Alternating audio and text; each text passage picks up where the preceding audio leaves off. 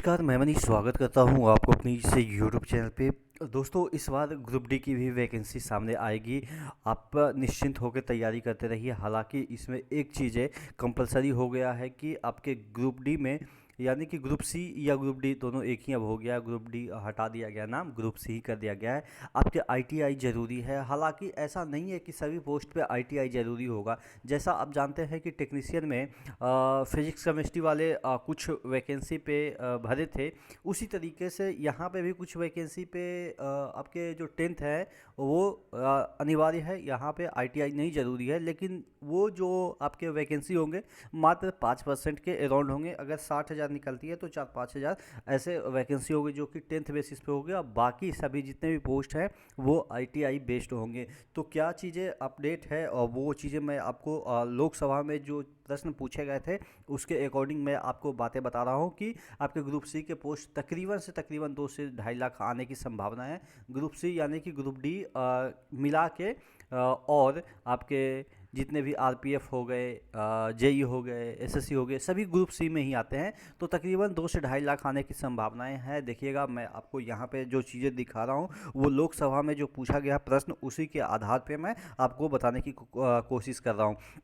देखिएगा, यहाँ पे लिखा हुआ है श्री रितेश पांडे जो कि प्रश्न किए थे, क्या रेल मंत्री ये बताने की कृपा करेंगे। रेल मंत्री अश्विनी वैष्णव सर से पूछा गया था कि 2014 में जो रेलवे द्वारा रिक्तियाँ जो ब्यौरा है 2014 से वो कितना है, क्या है, वो बताने की कृपा करेंगे। यानी कि 2014 से अभी तक हर एक साल कितना रिक्तियाँ भरी गई उसका ब्यौरा मांगा गया है। यहाँ पे उसके बाद लिखा गया है 2014 से रेलवे द्वारा नियुक्त किए गए संविदा कर्मियों का ब्यौरा। यानी कि अब कॉन्ट्रैक्ट बेसिस पे भी बहुत सारे लोग काम करते हैं, तो उसका भी 2014 से ब्यौरा मांगा गया है कि अब तक कितने साल वाई हर एक साल कितने संविदा कर्मी को नियुक्त किया गया।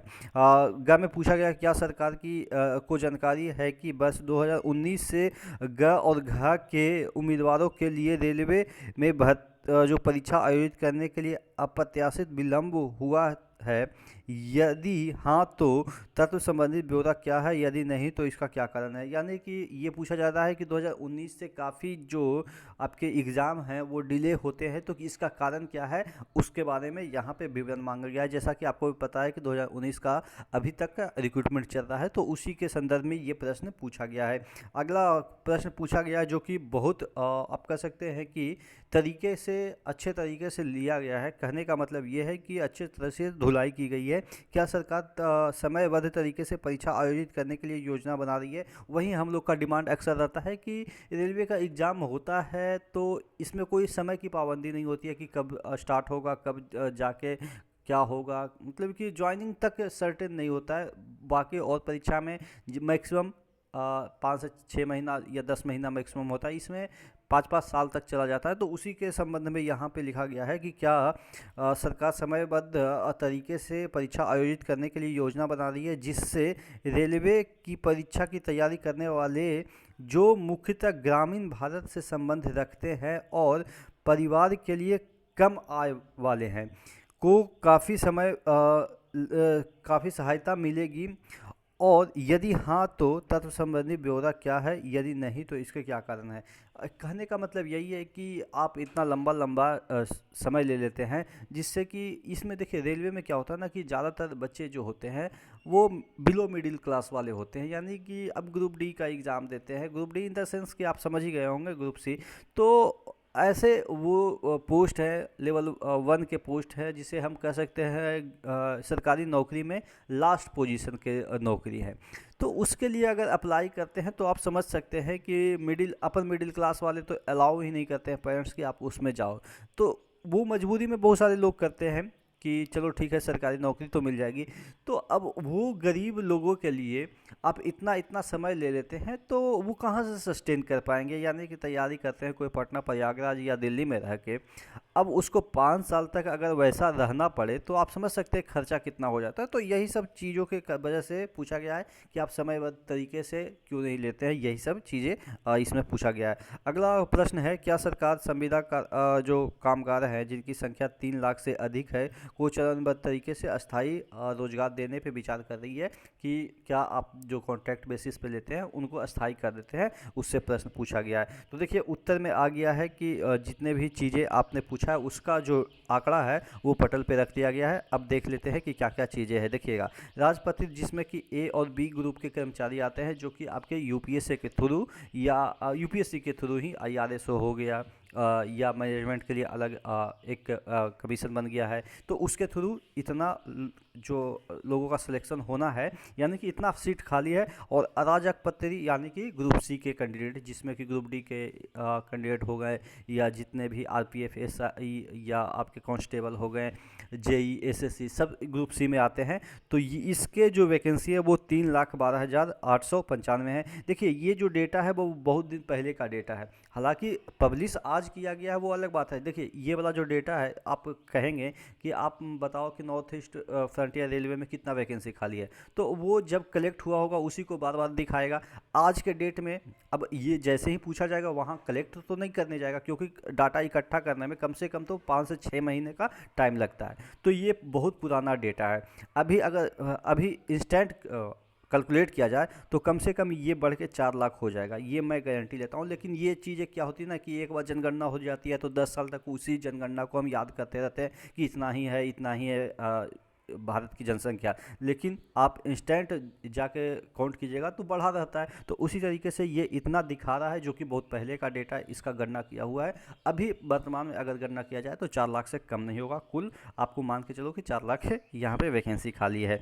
तो यहाँ पे देखिएगा इसमें बोल रहा है कि ये जो राजपत्रित होते हैं यानी कि गजेटेड ऑफिसर, जिसे हम इंग्लिश में कह सकते हैं, कि इनका जो परीक्षा होता है ये किस तरीके से संयुक्त यहाँ पे देखिएगा संयुक्त चिकित्सा सेवा परीक्षा के द्वारा इनकी नियुक्ति की जाती है। जो चिकित्सा क्षेत्र में रेलवे में जाते हैं और जो आपके डीआरएम वगैरह बनते हैं उनका आईआरएस के थ्रू होता है सिलेक्शन, वो तो आपको पता ही है। उसके बाद यहाँ पे देखिएगा यहाँ पे जो ब्यौरा दे रखा है कि इनका कैसे कैसे सिलेक्शन हुआ, यानी कि गजेटेड ऑफिसर का 2014 में कितना उम्मीदवार यानी कि रेलवे को ज्वाइन किए, 15 में कितना ज्वाइन किए। उसी तरीके से नीचे चले आते हैं तो आपके ग्रुप यहाँ पे देखिएगा समूह ग यानी कि जो आपके ग्रुप डी हो या आपके आरपीएफ हो, तमाम जो एलपी टेक्नीशियन हो, सभी का ब्यौरा दिया गया है। देखिए 2014-15 में इतना लोग ज्वाइन किए। आप लोग में से बहुत सारे लोग बोलेंगे कि सर 2022-23 में कोई वैकेंसी ही नहीं निकली तो कैसे इतना लोग ज्वाइन किए। तो वही वाला जो 19 वाला वैकेंसी है, 18 वाला वैकेंसी है, उसी को ज्वाइन करा रहे हैं। तो वो उस तरीके से डेटा दे रहे हैं कि इस साल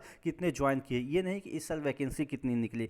तो आप देखेंगे 19 से लेके 22 यहाँ पे 19 से लेके ये आपके 22 तक देखिएगा इतने लोग ज्वाइन किए, जिसमें कि आपके एलपी टेक्नीशियन हो गए, आपके ग्रुप डी जितने 2 बार ग्रुप डी निकल गए इसी दरमियान, और आरपीएफ की वैकेंसी निकल गई, पैरामेडिकल की निकल गई। तो आप देखेंगे 21-22 में भी इतने लोग ज्वाइन किए थे जबकि कोई वैकेंसी नहीं थी। तो उसी में से जो ज्वाइन कर रहे हैं उसी का डेटा दे रखा है कि इतना इतना लोग ज्वाइन किए हैं। वैकेंसी इसलिए नहीं इन्होंने शो किया क्योंकि वैकेंसी तो 2019 के बाद इन्होंने निकाला नहीं। तो यहाँ पे आप 2019-20 का वैकेंसी 0 हो जाएगा, 20-21 का वैकेंसी 0 हो जाएगा, 21-22 का वैकेंसी 0 हो जाएगा। तो ये देखने में ख़राब लगेगा, ठीक है ना। तो इस तरीके से इन्होंने ये डाटा दिया है जिससे कि देखने में अच्छा लगे। देख रहे हैं ना, सब में अच्छा से दिख रहा है कि कोई बड़ा अंक दिख रहा है। लेकिन अगर ये वैकेंसी निकालने का डेटा देते तो ये खुद फंस जाते कि सब जगह 0-0 दिख रहा है, तो लड़के भड़क जाते, क्योंकि ये चीज़ें आप लोग भी देख रहे हैं। तो इस तरीके से ये थोड़ा सा यहाँ पे चालाकी भरी काम किया है। लेकिन हम लोग बेवकूफ़ नहीं है, चीज़ों को समझते हैं कि वो एक्चुअली कहना क्या चाह रहा है और एक्चुअली में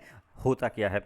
चलिए उसी तरीके से यहाँ पे देखिएगा ठेके पे जो ली गई कर्मचारी हैं, देखिएगा यहाँ पे ठेके पे रखे गए कर्मचारियों की संख्या 14-15 में इतना है, फिर 15-16 में इतना है। इस तरीके से आपको ठेके पे, हालांकि इसमें दे रखा है कि जो ये पूछा गया था कि इतना डिले क्यों होता है। तो यहाँ पे देखिएगा कोविड-19 के जो प्रतिबंध थे जिसकी वजह से हम लोग का इतना डिले हुआ। हालांकि ऐसा कोविड-19 का कोई ये ऐसा नहीं था कि जिसकी की वजह से डिले हुआ है, ये खुद डिले किए हैं। क्योंकि अगर कोविड ही एक फैक्टर होता तो बैंकिंग का एग्ज़ाम फिर कैसे प्रॉपर हो गया, फिर एसएससी का एग्ज़ाम भी तो कोविड के वजह से डिले हुआ था, लेकिन वो भी फिर से प्रॉपर हो गया। तो चीज़ें सिर्फ सॉर्ट आउट करने की कोशिश की गई है और बाकी चीज़ें यहाँ पे दी गई है कि कहाँ पे कब चरणबद्ध तरीके से इतना लोगों का ग्रुप डी में सिलेक्शन हुआ। पूर्ववर्ती में ग्रुप डी कहते हैं, हालांकि लेवल 1 ही जिसे हम कह सकते हैं।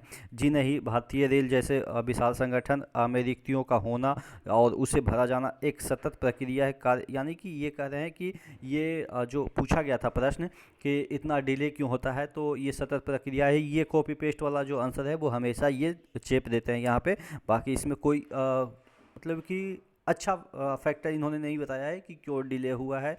ये सिर्फ कोविड-19 का एक बहाना दे के बता दिया कि क्यों डिले हुआ है, और भविष्य में डिले नहीं होगा इसका कोई रीज़न भी इन्होंने नहीं दिया है। तो हो सकता है कि भविष्य में भी इसी तरह के रवैये आपके रेलवे करती रहे। आशा करते हैं चीज़ें समझ में आई होगी। जैसे ही कोई और अपडेट आती है एमटीएस के संबंधित आपको, यानी कि डीएफसीसीआईएल एमटीएस के संबंधित, कल मैं आपको ऑफिशियल अपडेट दूंगा। तो चैनल को जरूर सब्सक्राइब कर लीजिएगा कि एमटीएस में वैकेंसी आएगी कि कितने आएगी, क्या आएगी। ऑफिशियल आपको अपडेट दूंगा, इंटरनल न्यूज है मेरे पास। तो नेक्स्ट वीडियो मिलते हैं, तब तक के लिए जय हिंद।